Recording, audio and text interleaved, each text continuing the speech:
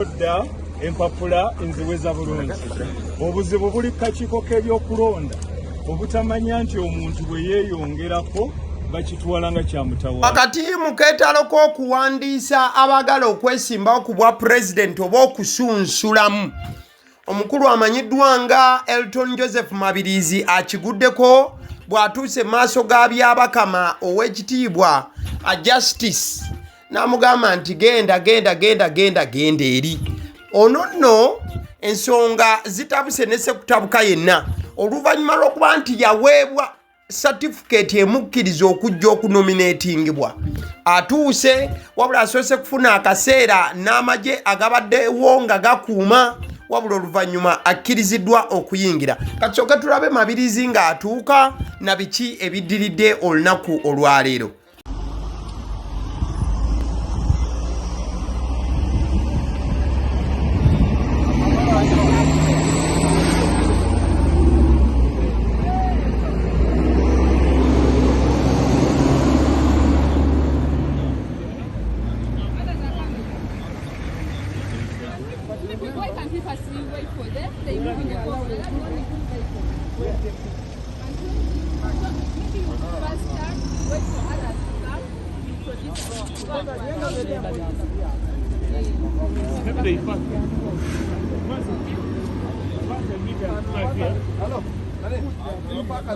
Then you wait for the other come wait until you move on to the team. Okay, thank you. Then you wait for your team. How about I use them? Then they wait to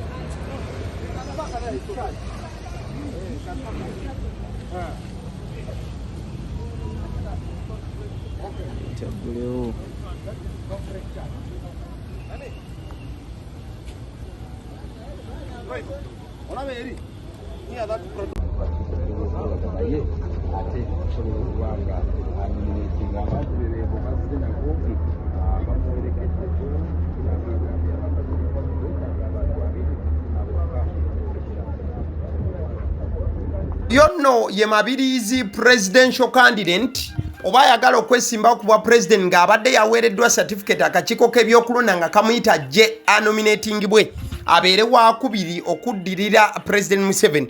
Wabula Mabirizi olumaze okutuuka n'ayingira munda ate Kenny Luchamzi the man owa Conservative Party oba CP nga Mabirizi gy'agiddeko omulundi guno kaadi yaayo Kenny Luchamzi bamuganya okubanga ayingira munda era afunye akaseera kazibu nnyo wamu n'okwezooba wabula abasajja bamuteeredde emisanvu mu kkubo ne bamugamba nti munda twagalayo Mabirizi yekka newankubadde ng'ekibiina kaadi kwajjidde kikyo gw'omu ku batandisi baakyo gwe sigala ebweru Kenny Luchamzi the man.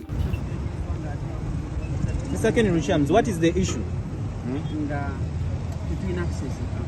We are stuck and perplexed because as the leader of the Conservative Party, whose presidential candidate is being nominated, I cannot believe that I would not be around the nomination. Nonetheless, we have reached to come to post our presidential candidate. And I think for the first time in Uganda's recent history, the Conservative Party is fielding a presidential candidate.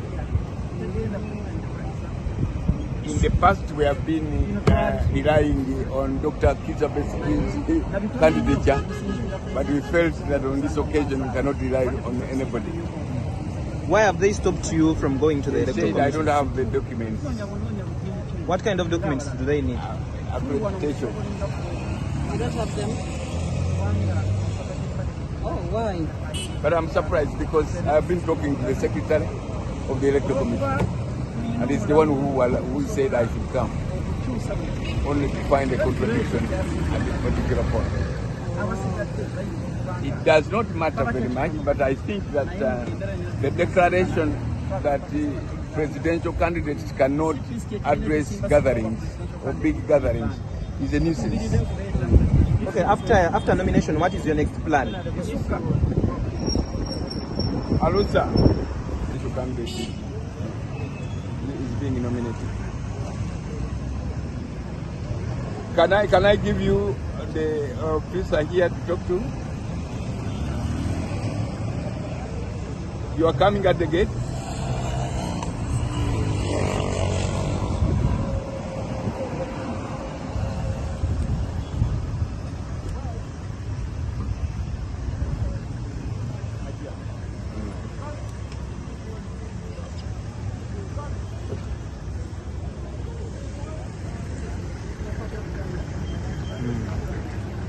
So oyo ye Ken Luchams the man ng'abasajja bamusazeeko ne bamugaana okuyingira munda akakiiko k'ebyokulonda we kabadde kasunsulira abeesimbyewo ku bwa pulezidenti.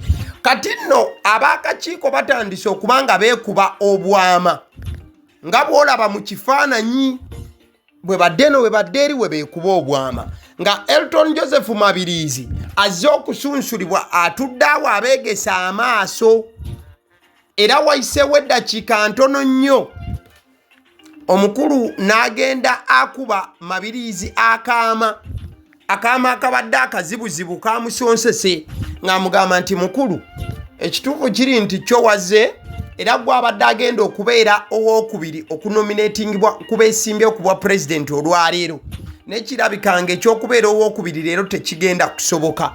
Empapula zikebeddwa nga Mabirizi tosobola kubanga weesimbawo okuggyako ng'okoze bukozi ekyo ekyetaagisa.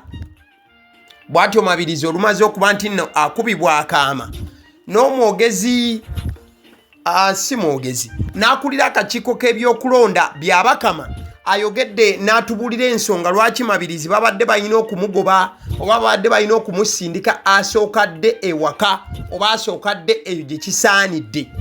Bw'anaaba afunyeewo akadde ajja kukkirizibwa okudda. Kigambibwa nti empapula za Mabirizi bazisanzeemu obumulumuli oba ebirumira wabula ate Byabakama agaanye okwogera ensonga entuufu egobesezza Mabirizi ne bagaana okuba nti bamusunsula oba bamunominatinga. Ekitegeeza wenkoledde eggulire lino ssaawa ziri 8:02 President Museveni ye yekka eyakanominatingibwa. Mabirizi abadde owookubiri bamugambye sookodde ebbali. Kati kansooke nkulage omukulu atwala akakiiko k'ebyokulonda Byabakama ng'atunnyonnyola.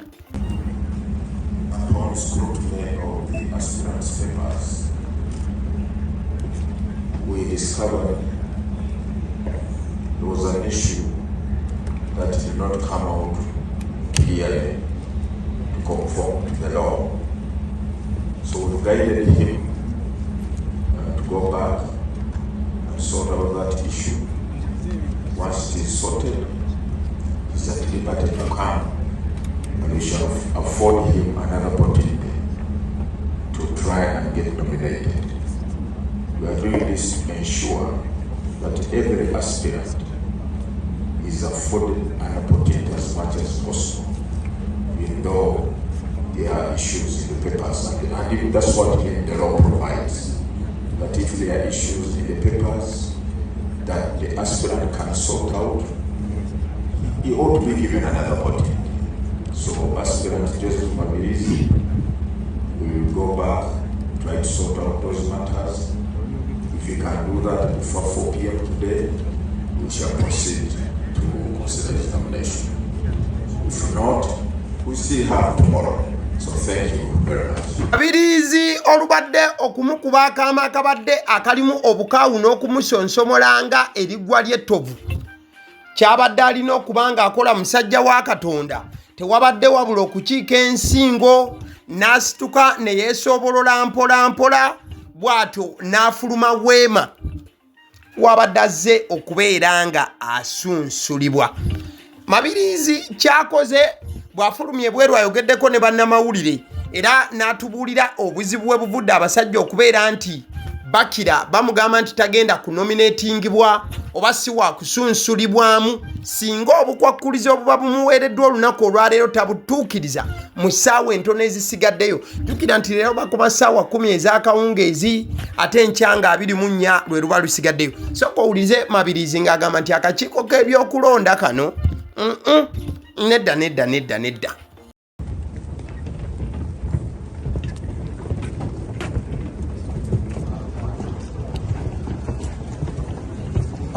please lead the aspirant to the. Let's move, please. Please. So that is the issue. So I'm taking them for certification. That's all. That's all. Okay. That's all. Kodda empapula enziweza bulungi. Obuzibu buli kakiiko k'ebyokulonda obutamanya nti omuntu bwe yeeyongerako bakitwala nga kyamutawaana. Kati ndeese empapula ezisukka ku zaalwe kubanga luli nali sinafuna masters kati nagifuna. Naye bwe buzibu bwe ndabawo. Naye ng'olina empapula ziri endala olwedde neesimbawo kawaida ekyo badde toyinza kirowooza. Naye kanzitwaleyo gye bagamba mu national Higher education for certification. Obudde bunaakumala. Today.